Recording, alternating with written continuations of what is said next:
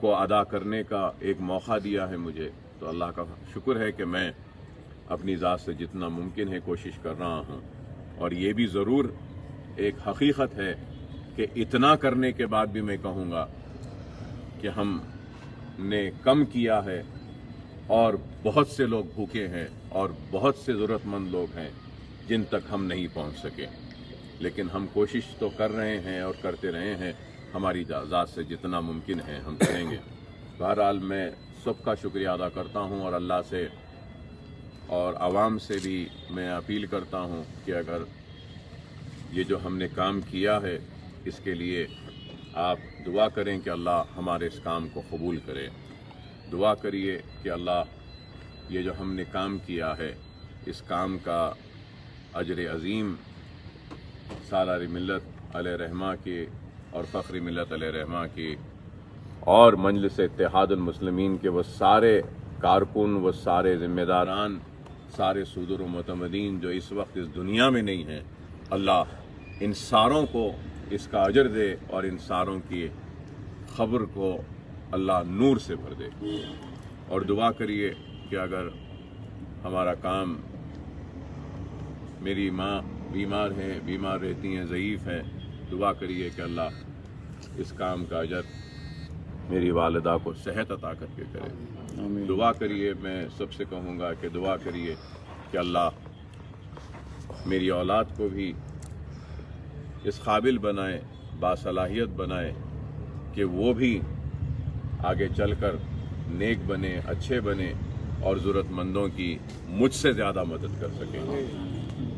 दुआ करिए कि मेरे साथ जो भी असाब ने काम किया है, अल्लाह इनके परेशानियों को, इनके मुसीबतों को दूर फरमाए। मैं आखिर में अल्लाह सुब्हानहू व तआला से की बारगाह में दुआ करता हूँ कि अल्लाह हमारे इस काम को कबूल फरमाए और अल्लाह हमारे साथ जितने भी लोग इस काम में शरीक रहे हैं, अल्लाह इनकी परेशानियों को दूर फरमाए, इनकी मुसीबतों को दूर फरमाए, इनको, इनकी आल औलाद को, इनके वालिदैन को इस काम का अजर अता फरमाए, इनकी मुसीबतों को दूर फरमा कर, इनकी परेशानियों को दूर फरमा कर। रमज़ान का माह ख़त्म होने पर है, अल्लाह की बारगाह में मैं दुआ करता हूँ कि अल्लाह सुब्हानहू व तआला मुसीबत ज़दा लोगों की मुसीबतों को दूर फरमाए, परेशान हाल लोगों की परेशानियों को दूर फरमाए, अल्लाह क़र्ज़दारों के क़र्ज़ों को दूर फरमाए, जो बेकसूर महरूस हैं अल्लाह इनकी रिहाई अमल में लाए। अल्लाह से दुआ है कि वो हमारी बच्चियां जो घरों में बैठी हैं, जिनकी शादियां नहीं हो रही हैं, अल्लाह इनकी शादियां करवा दे। हमारे नौजवान बच्चे जो इम्तिहानात लिखे हैं, अल्लाह उनके इम्तिहानात में उनको कामयाब करें और फिर आगे जो लिखेंगे इम्तिहानात, अल्लाह उनको भी उनके इम्तिहानात में कामयाबी और कामरानी अता फरमाए। जो बीमार हैं, अल्लाह इनको सेहत व शिफा अता फरमाए। जो बेरोज़गार हैं, अल्लाह उनको रोज़गार अता फरमाए। ऐ अल्लाह हम मुसीबत ज़दा लोगों की मुसीबतों को दूर फरमा, परेशान हाल लोगों की परेशानियों को दूर फरमा। ऐ अल्लाह तो हमारी गैबी मदद फरमा, हम सबको इस वबा से महफूज रख, इस वबा से महफूज रख और हमारे घरों में हमारे वालिदैन जो हैं, जिन जिन असाब के माँ बाप हैं, ऐ अल्लाह हम हमारे सरों पर और उनके सरों पर उनके माँ बाप को कायम रख। ऐ अल्लाह उनको और हयात बख्शे और उनको सेहत व आफियत अता फरमाए। हमारे बुज़ुर्गों जो इस हमारे दरमियान में, अल्लाह उनकी हिफाजत फरमा, उनको सेहत व आफियत से रख, हम सबको नेक बना। और आखिर में अल्लाह से दुआ है कि अल्लाह जिन जिन लोगों ने खैर का काम किया है, ऐ अल्लाह इस माह में तो इस खैर के काम को कबूल फरमा। ऐ अल्लाह जिन जिन लोगों ने अपनी ज़कातें निकाली हैं, उनकी ज़कात को कबूल फरमा। ऐ अल्लाह जिन लोगों ने बेवाओं की, यतीमों की मदद की है, अल्लाह तो इस मदद को कबूल फरमा। ऐ अल्लाह जिन जिन असाब ने तेरी मोहब्बत में रोज़ा रखा और फाक़े की आलम में थे, भूख से तड़पते रहे, प्यासे रहे, लेकिन सजदे में इबादत करते रहे, ऐ अल्लाह तो इन रोज़ेदारों के रोज़ों को कबूल फरमा। ऐ अल्लाह जिन रोज़ेदारों ने इबादतें की हैं, नमाज़ें पढ़ी हैं, ऐ अल्लाह तो इनकी नमाज़ों को कबूल फरमा। कुरान जो पढ़े हैं, ऐ अल्लाह तो इनकी कुरान ख़ानी को कबूल फरमा। जिन लोगों ने तराबियों का एहतमाम किया, घरों में रह कर तराबियाँ पढ़ी हैं, अल्लाह उनके तराबियों को कबूल फरमा। اے اللہ ہماری ہر عبادتوں کو قبول فرما، ہمارے گناہوں کو معاف فرما، ہمارے گناہوں کو معاف فرما، ہمارے گناہوں کو معاف فرما۔ اے اللہ ہم گنہگار ہیں، ہم تیری بارگاہ میں سجدہ ریز ہو کر اپنے گناہوں سے توبہ کرتے ہیں مولا، تو ہماری توبہ کو قبول فرما، ہماری توبہ کو قبول فرما، ہمارے گناہوں کو معاف فرما، ہمارے گناہوں کو معاف فرما۔ اے اللہ ہمارے گناہوں کو معاف فرما، ہماری مصیبتوں کا خاتمہ کر، ہمارے پریشانیوں کو دور کر۔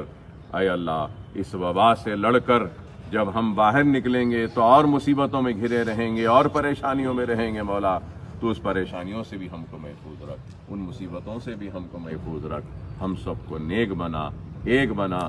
جس طریقے سے ہم نے رمضان میں عبادتوں کا اہتمام کیا، اے اللہ ہم کو ہدایت عطا فرما، توفیق عطا فرما کہ رمضان کے بعد بھی ہم اسی طریقے سے عبادتوں کا احترام کرتے رہیں، نمازوں کا اہتمام کرتے رہیں، قرآن کی تلاوت کرتے رہیں، اسی طریقے سے ہم اپنی زندگی میں عبادتوں کو شامل رکھیں اور تجھے راضی رکھیں۔ اے اللہ ہم کو توفیق دے، ہم کو ہدایت دے، ہم سب کی خدمات کو قبول فرما، ہم سب کی حفاظت فرما۔ وآخر دعوانا الحمدللہ رب العالمین۔ سر یہ لاک ڈاؤن میں جو نرمی کریں آ گئی، اس کے لیے کچھ میسیج دیں گے سر؟ لاک ڈاؤن میں جو نرمی دیے ہیں اس کے لیے میں عوام سے یہی اپیل کروں گا کہ احتیاطی تدابیر کو اختیار کریے۔ لاک ڈاؤن کھل گیا ہے تو اس کا مطلب یہ نہیں ہے کہ یہ بیماری، اس وبا کا خاتمہ ہو چکا ہے۔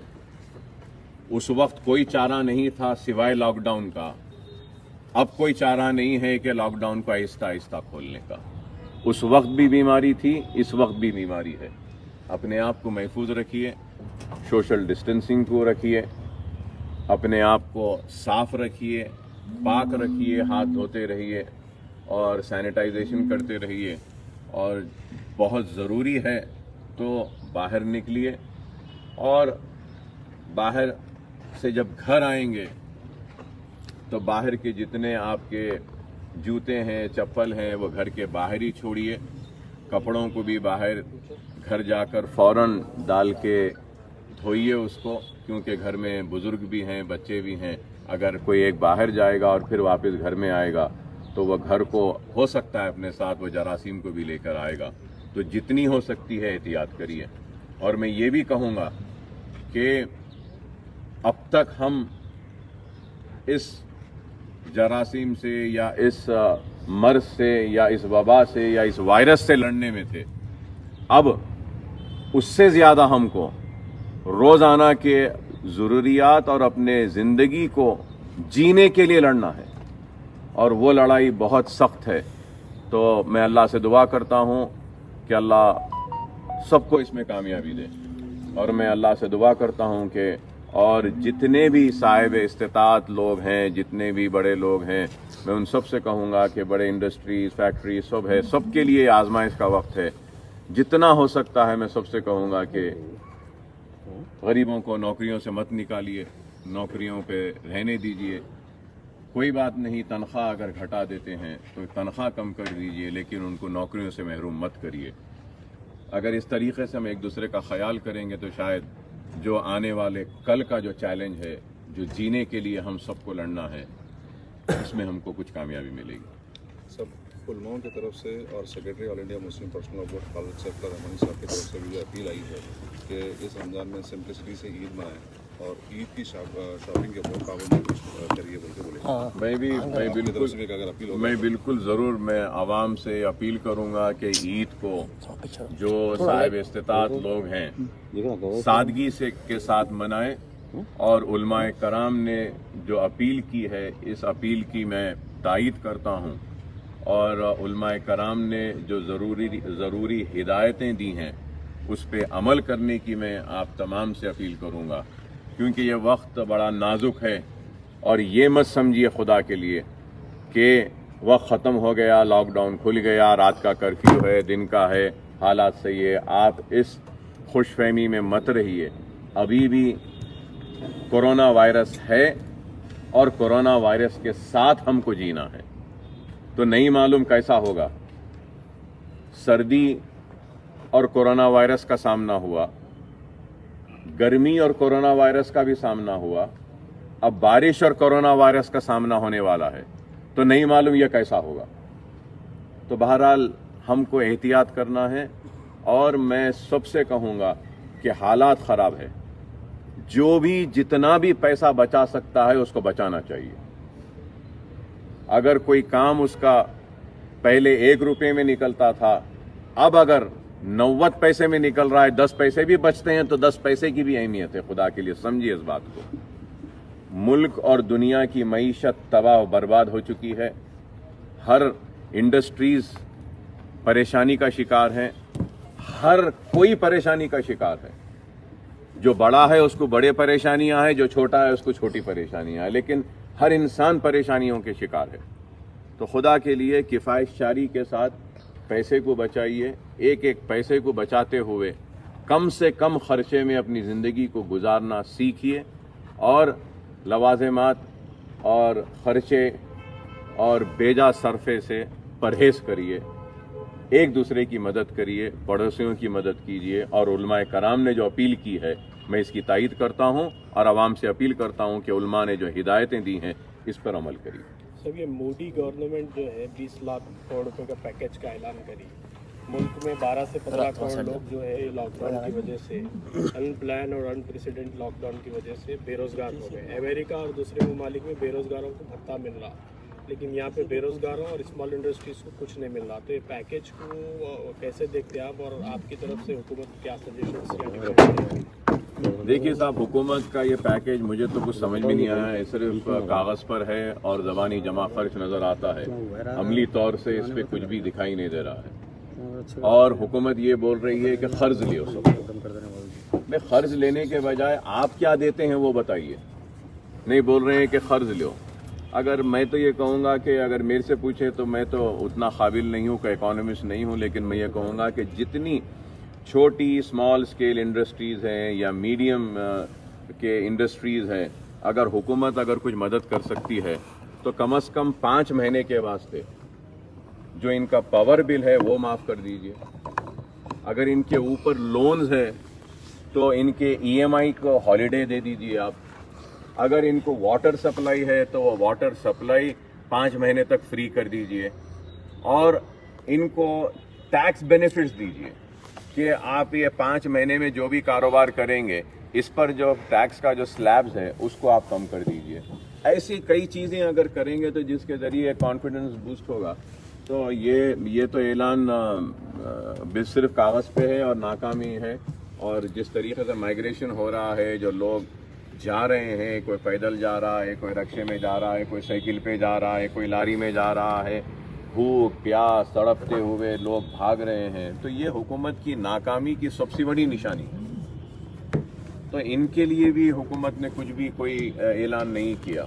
واپس یہ لیبرز واپس چلے جانے کے بعد آپ ان کی مدد کریں گے، کیا کریں گے، کیسا کریں گے، مجھے سمجھ میں نہیں آتا ہے۔ بہرحال میں سمجھتا ہوں کہ حکومت کو چاہیے کہ چاہے ریاستی حکومت ہو یا مرکزی حکومت ہو، یہ ایک آل پارٹی میٹنگ بلائیں اور ساری سیاسی جماعتوں سے مل کر ان سے مشورے لیں، اور پورے ریاستوں کے چیف منسٹرز، فائنانس منسٹرز اور دوسرے منسٹرز کو بلا کر میٹنگ لیں، سب کے مشورے لیں، اور مشورے لے کر اگر کچھ کام کریں گے تو میں سمجھتا ہوں کہ ایک اکانومی کو، معیشت کو پھر سے دوبارہ پٹری پر لانے یا بحال کرنے میں کسی حد تک کامیابی ہم کو ملے گی۔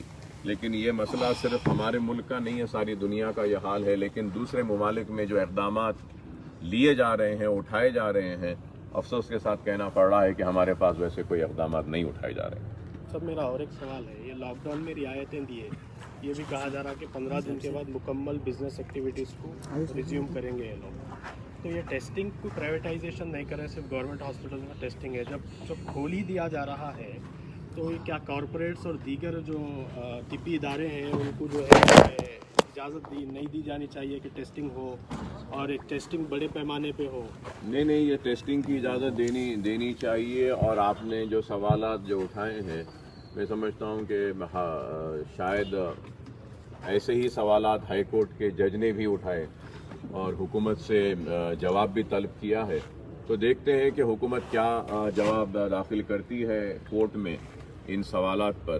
مگر میں سمجھوں گا کہ یہ ضروری ہے کہ جتنا زیادہ ہو سکتا ہے ہم ٹیسٹ کریں، اور یہ بھی ایک چیز حقیقت ہے جس کو سمجھنا چاہیے کہ سارے لوگوں کا ٹیسٹ نہیں کر سکتے. اگر ہم سارے ہندوستان کے ٹیسٹ اگر کرنا چاہیں گے تو کئی برس لگ جائیں گے ٹیسٹ کرنے میں. تو جتنا ٹیسٹ ہو رہے ہیں وہ بہت کم ہے، لیکن جو مطالبہ ہے کہ سارے لوگوں کا ہے وہ بھی صحیح نہیں ہے. ایک بیچ کا راستہ دیکھ کر جتنے بھی زیادہ ٹیسٹ ہوتے ہیں کرنا چاہیے. اور میں یہ سمجھتا ہوں کہ جتنے ہاسپٹلز ہیں جو ان پیشنٹس جائیں گے ہاسپٹل میں، جو سرجریز کو جائیں گے، جو پیشنٹس کو ایڈمٹ کریں گے، میں سمجھتا ہوں کہ ان کو بھی ٹیسٹ کرنا پرائیویٹ ہاسپٹل کو لازم بنائے، تاکہ اگر یہ لازم بنا دے گی حکومت کہ جو بھی پیشنٹ ان پیشنٹ آ رہا ہے، جو بھی پیشنٹ سرجری کے لیے جا رہا ہے، جو بھی پیشنٹ ڈیلیوری کے لیے جا رہا ہے، جو بھی پیشنٹ کرٹیکل کیئر میں جا رہا ہے، اگر ہم اس کا کووڈ ٹیسٹ کرتے ہیں تو اگر وہ پازیٹیو آتا ہے تو ان کے لیے الگ وارڈز رکھنی چاہیے، گاندھی ہاسپٹل کو بھیجنا چاہیے. اور جو نیگیٹو آتے ہیں ان کو ہاسپٹل میں ایڈمٹ کر کے نیگیٹو آنے کے بعد ہی سرجری کی جانی چاہیے، نیگیٹو آنے کے بعد ہی CCO میں لینا چاہیے یا ان کو ڈیلیوری. کیونکہ ہم کو ہمارے ڈاکٹرز کو بھی بچانا ہے.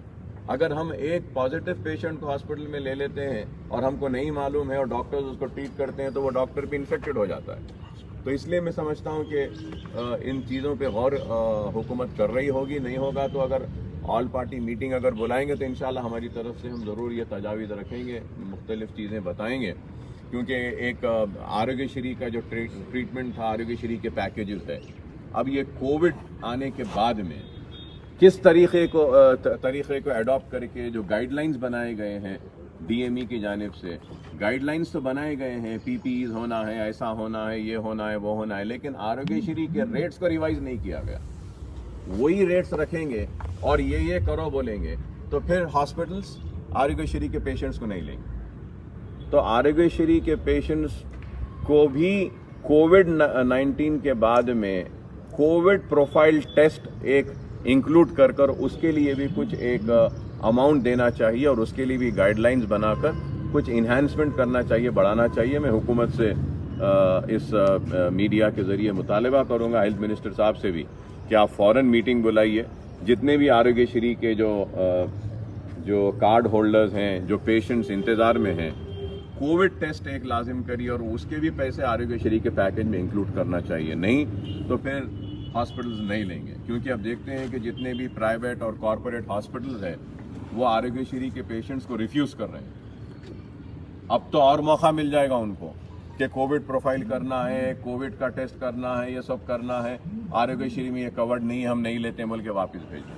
تو میں حکومت سے یہ کہوں گا کہ جو بھی ہاسپٹل اگر کسی آروگیہ شری پیشنٹ، غریب پیشنٹ کو ریفیوز کرتا ہے تو اس کے خلاف کارروائی کرنا چاہیے. ایک اور دوسرا یہ کہ یہ کووڈ پروفائل کے لیے نئے اضافہ بھی اس میں کرنا چاہیے. ٹھیک ہے صاحب، بہت بہت شکریہ آپ سب کا. صاحب آپ پریس والوں کا بھی شکریہ آخر میں کہ بہت پورا 50-60 دن یہ مکمل آپ نے تعاون کیا میرے ساتھ، ہمارا اور ہمارے کام کو آپ نے سراہا اور اپنا وقت دیا. آپ تمام کا بھی بہت بہت شکریہ، سارے پریس کا، سارے میڈیا کا. Thank you so much.